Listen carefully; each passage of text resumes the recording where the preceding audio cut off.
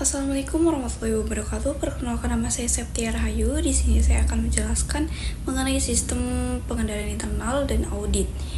Nah, pengendalian internal adalah rencana organisasi dan metode yang digunakan dalam bisnis untuk menjaga aset, menyediakan informasi yang akurat dan andal, meningkatkan efisiensi operasional, serta mendorong kepatuhan terhadap kebijakan manajerial yang telah ditetapkan.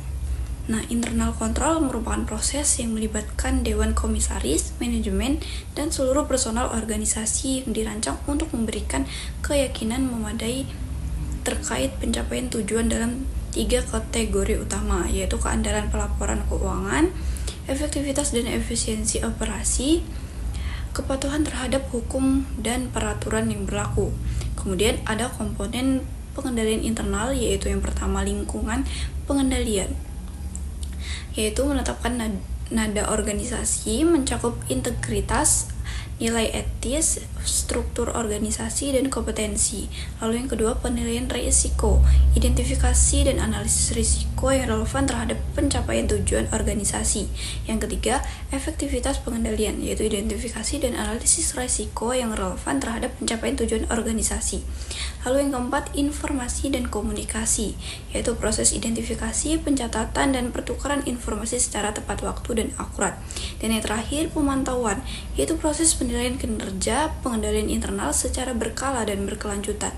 Kemudian ada karakteristik sistem pengendalian internal yang efektif, yaitu karyawan yang kompeten dan jujur, transaksi diotorisasi oleh pejabat yang berwenang, pencatatan transaksi secara akurat dan lengkap, pemisahan tugas secara memadai, pembatasan akses terhadap aset dan catatan perusahaan, dan rekonsiliasi dan pemeriksaan periode atas saldo dan aset. Kemudian sistem pengendalian internal ini memiliki tujuan, yaitu melindungi aset perusahaan dari kehilangan atau penyalahgunaan, menjamin keadaan dan keakuratan data akuntansi, meningkatkan efisiensi operasional, mendorong kepatuhan terhadap kebijakan dan peraturan yang berlaku.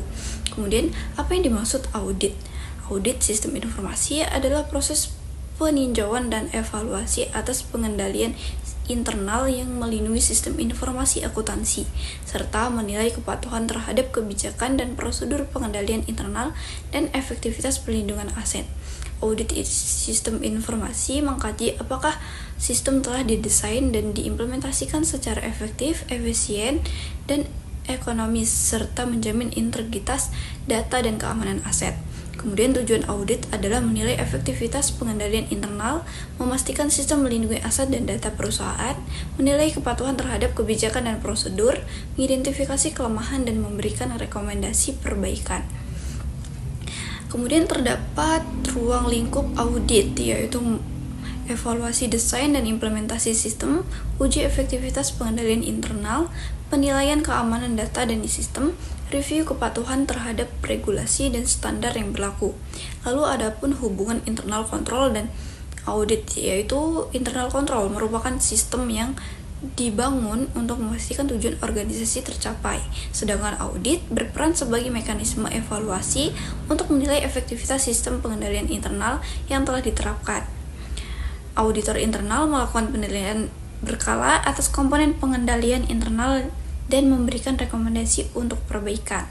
Jadi dapat disimpulkan, sistem pengendalian internal dan audit merupakan fondasi penting dalam sistem informasi akuntansi.